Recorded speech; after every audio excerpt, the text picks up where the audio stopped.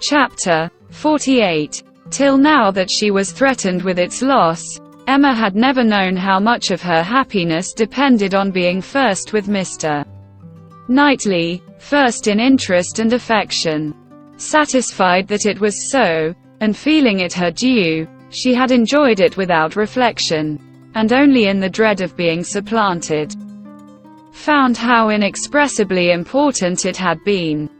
Long, very long, she felt she had been first, for, having no female connections of his own, there had been only Isabella whose claims could be compared with hers, and she had always known exactly how far he loved and esteemed Isabella. She had herself been first with him for many years past. She had not deserved it. She had often been negligent or perverse, slighting his advice, or even willfully opposing him, insensible of half his merits, and quarreling with him because he would not acknowledge her false and insolent estimate of her own. But still, from family attachment and habit, and thorough excellence of mind, he had loved her, and watched over her from a girl, with an endeavor to improve her, and an anxiety for her doing right, which no other creature had at all shared. In spite of all her faults, she knew she was dear to him. Might she not say, very dear? When the suggestions of hope, however, which must follow here, presented themselves, she could not presume to indulge them. Harriet Smith might think herself not unworthy of being peculiarly, exclusively, passionately loved by Mr. Knightley. She could not flatter herself with any idea of blindness in his attachment to her. She had received a very recent proof of its impartiality. How shocked had he been by her behavior to Miss Bates? How directly, how strongly had he expressed himself to her on the subject? Not too strongly for the offense, but far too strongly to issue from any feeling softer than upright justice and clear-sighted goodwill. She had no hope, nothing to deserve the name of hope. That he could have that sort of affection for herself which was now in question. But there was a hope, at times a slight one, at times much stronger, that Harriet might have deceived herself, and be overrating his regard for her. Wish it she must, for his sake, be the consequence nothing to herself, but his remaining single all his life. Could she be secure of that? Indeed, of his never marrying at all, she believed she should be perfectly satisfied. Let him but continue the same Mr. Knightley to her and her father, the same Mr. Knightley to all the world. Let Donwell and Hartfield lose none of their precious intercourse of friendship and confidence, and her peace would be fully secured. Marriage, in fact, would not do for her. It would be incompatible with what she owed to her father, and with what she felt for him. Nothing should separate her from her father. She would not marry, even if she were asked by Mr. Knightley. It must be her ardent wish that Harriet might be disappointed, and she hoped that when able to see them together again, she might at least be able to ascertain what the chances for it were. She should see them henceforward with the closest observance. And wretchedly as she had hitherto misunderstood even those she was watching, she did not know how to admit that she could be blinded here. He was expected back every day. The power of observation would be soon given. Frightfully soon it appeared when her thoughts were in one course. In the meanwhile, she resolved against seeing Harriet. It would do neither of them good. It would do the subject no good, to be talking of it farther. She was resolved not to be convinced, as long as she could doubt, and yet had no authority for opposing Harriet's confidence. To talk would be only to irritate. She wrote to her, therefore, kindly, but decisively, to beg that she would not, at present, come to Hartfield, acknowledging it to be her conviction that all farther confidential discussion of one topic had better be avoided, and hoping that if a few days were allowed to pass before they met again, except in the company of others, she objected only to a tête-à-tête, they might be able to act as if they had forgotten the conversation of yesterday. Harriet submitted, and approved, and was grateful. This point was just arranged, when a visitor arrived to tear Emma's thoughts a little from the one subject which had engrossed them, sleeping or waking, the last 24 hours. Mrs. Weston, who had been calling on her daughter-in-law-elect, and took Hartfield in her way home, almost as much in duty to Emma as in pleasure to herself, to relate all the particulars of so interesting an interview. Mr. Weston had accompanied her to Mrs. Bates's, and gone through his share of this essential attention most handsomely. But she, having then induced Miss Fairfax to join her in an airing, was now returned with much more to say, and much more to say with satisfaction, than a quarter of an hour spent in Mrs. Bates's parlour, with all the encumbrance of awkward feelings, could have afforded. A little curiosity Emma had, and she made the most of it while her friend related. Mrs. Weston had set off to pay the visit in a good deal of agitation herself, and in the first place had wished not to go at all at present, to be allowed merely to write to Miss Fairfax instead, and to defer this ceremonious call till a little time had passed, and Mr. Churchill could be reconciled to the engagements becoming known, as, considering everything, she thought such a visit could not be paid without leading to reports. But Mr. Weston had thought differently. He was extremely anxious to show his approbation to Miss Fairfax and her family, and did not conceive that any suspicion could be excited by it, or if it were, that it would be of any consequence. For such things, he observed, always got about. Emma smiled, and felt that Mr. Weston had very good reason for saying so. They had gone, in short, and very great had been the evident distress and confusion of the lady. She had hardly been able to speak a word, and every look and action had shown how deeply she was suffering from consciousness. The quiet, heartfelt satisfaction of the old lady, and the rapturous delight of her daughter, who proved even too joyous to talk as usual, had been a gratifying, yet almost an affecting, scene. They were both so truly respectable in their happiness, so disinterested in every sensation, thought so much of Jane, so much of everybody, and so little of themselves, that every kindly feeling was at work for them.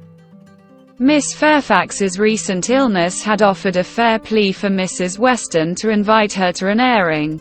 She had drawn back and declined at first, but, on being pressed, had yielded, and in the course of the drive, Mrs. Weston had, by gentle encouragement, overcome so much of her embarrassment, as to bring her to converse on the important subject.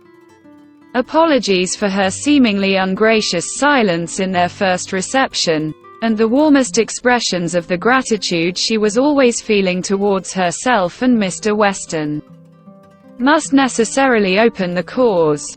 But when these effusions were put by, they had talked a good deal of the present and of the future state of the engagement. Mrs. Weston was convinced that such conversation must be the greatest relief to her companion, pent up within her own mind as everything had so long been, and was very much pleased with all that she had said on the subject. On the misery of what she had suffered, during the concealment of so many months, continued Mrs. Weston, she was energetic. This was one of her expressions. I will not say that since I entered into the engagement I have not had some happy moments, but I can say that I have never known the blessing of one tranquil hour, and the quivering lip, Emma, which uttered it, was an attestation that I felt at my heart. Poor girl, said Emma. She thinks herself wrong, then, for having consented to a private engagement. Wrong. No one, I believe, can blame her more than she is disposed to blame herself. The consequence, said she, has been a state of perpetual suffering to me, and so it ought.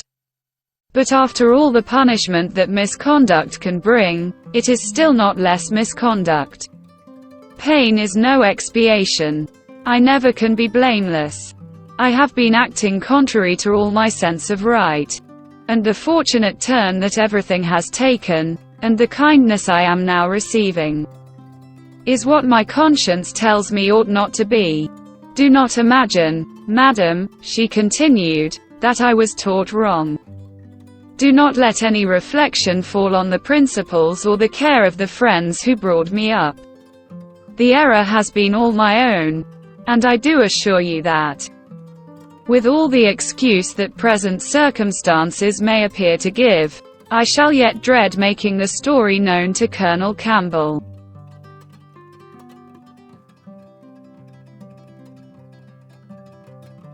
Poor girl, said Emma again. She loves him then excessively, I suppose. It must have been from attachment only, that she could be led to form the engagement. Her affection must have overpowered her judgment. Yes, I have no doubt of her being extremely attached to him. I am afraid, returned Emma, sighing, that I must often have contributed to make her unhappy. On your side, my love, it was very innocently done. But she probably had something of that in her thoughts, when alluding to the misunderstandings which he had given us hints of before. One natural consequence of the evil she had involved herself in, she said, was that of making her unreasonable. The consciousness of having done amiss had exposed her to 1,000 inquietudes, and made her captious and irritable to a degree that had been, hard for him to bear. I did not make the allowances, said she, which I ought to have done, for his temper and spirits, his delightful spirits, and that gaiety, that playfulness of disposition, which, under any other circumstances, would, I am sure, have been as constantly bewitching to me, as they were at first. She then began to speak of you, and of the great kindness you had shown her during her illness, and with a blush which showed me how it was all connected, desired me, whenever I had an opportunity, to thank you. I could not thank you too much, for every wish and every endeavor to do her good. She was sensible that you had never received any proper acknowledgment from herself.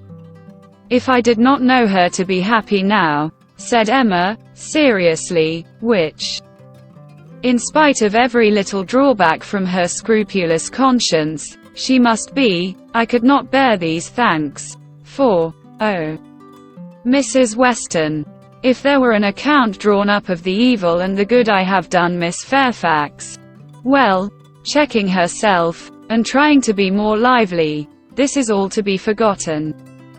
You are very kind to bring me these interesting particulars. They show her to the greatest advantage. I am sure she is very good. I hope she will be very happy. It is fit that the fortune should be on his side, for I think the merit will be all on hers. Such a conclusion could not pass unanswered by Mrs. Weston. She thought well of Frank in almost every respect. And, what was more, she loved him very much, and her defense was, therefore, earnest. She talked with a great deal of reason, and at least equal affection, but she had too much to urge for Emma's attention. It was soon gone to Brunswick Square or to Donwell. She forgot to attempt to listen, and when Mrs. Weston ended with, "We have not yet had the letter we are so anxious for, you know, but I hope it will soon come," she was obliged to pause before she answered, and at last obliged to answer at random, before she could at all recollect what letter it was which they were so anxious for. "Are you well, my Emma?" was Mrs. Weston's parting question. "Oh, perfectly," I am always well, you know. Be sure to give me intelligence of the letter as soon as possible. Mrs. Weston's communications furnished Emma with more food for unpleasant reflection, by increasing her esteem and compassion, and her sense of past injustice towards Miss Fairfax. She bitterly regretted not having sought a closer acquaintance with her, and blushed for the envious feelings which had certainly been, in some measure, the cause. Had she followed Mr. Knightley's known wishes, in paying that attention to Miss Fairfax, which was every way her due? Had she tried to know her better? Had she done her part towards intimacy? Had she endeavored to find a friend there instead of in Harriet Smith? She must, in all probability, have been spared from every pain which pressed on her now. Birth, abilities, and education had been equally marking one as an associate for her, to be received with gratitude. And the other, what was she? Supposing even that they had never become intimate friends, that she had never been admitted into Miss Fairfax's confidence on this important matter, which was most probable, still, in knowing her as she ought, and as she might, she must have been preserved from the abominable suspicions of an improper attachment to Mr. Dixon, which she had not only so foolishly fashioned and harbored herself, but had so unpardonably imparted, an idea which she greatly feared had been made a subject of material distress to the delicacy of Jane's feelings, by the levity or carelessness of Frank Churchill's.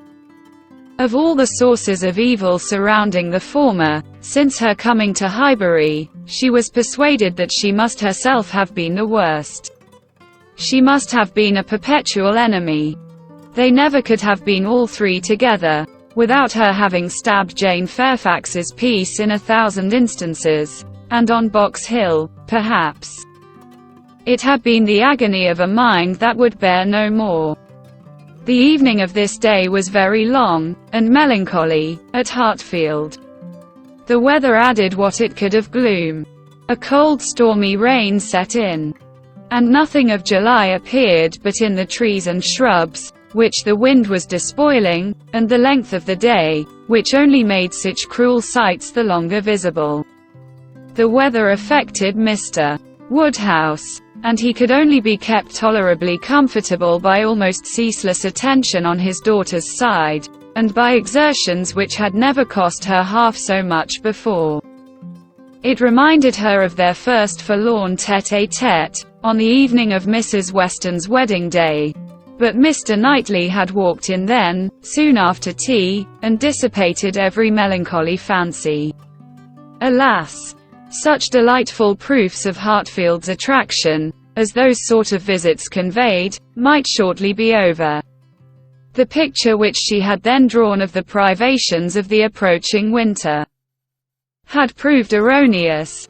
No friends had deserted them, no pleasures had been lost, but her present forebodings she feared would experience no similar contradiction.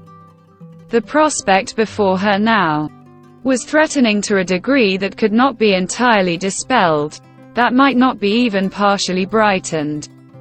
If all took place that might take place among the circle of her friends, Hartfield must be comparatively deserted, and she left to cheer her father with the spirits only of ruined happiness. The child to be born at Randalls must be a tie there even dearer than herself, and Mrs. Weston's heart and time would be occupied by it. They should lose her, and, probably, in great measure, her husband also. Frank Churchill would return among them no more, and Miss Fairfax, it was reasonable to suppose, would soon cease to belong to Highbury. They would be married, and settled either at or near Enscombe. All that were good would be withdrawn. And if to these losses, the loss of Donwell were to be added, what would remain of cheerful or of rational society within their reach? Mr. Knightley to be no longer coming there for his evening comfort, no longer walking in at all hours, as if ever willing to change his own home for theirs. How was it to be endured? And if he were to be lost to them for Harriet's sake?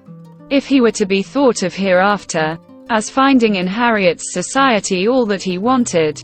If Harriet were to be the chosen, the first, the dearest, the friend, the wife to whom he looked for all the best blessings of existence? What could be increasing Emma's wretchedness but the reflection, never far distant from her mind, that it had been all her own work? When it came to such a pitch as this, she was not able to refrain from a start, or a heavy sigh, or even from walking about the room for a few seconds, and the only source whence anything like consolation or composure could be drawn, was in the resolution of her own better conduct, and the hope that, however inferior in spirit and gaiety might be the following and every future winter of her life to the past, it would yet find her more rational, more acquainted with herself, and leave her less to regret when it were gone.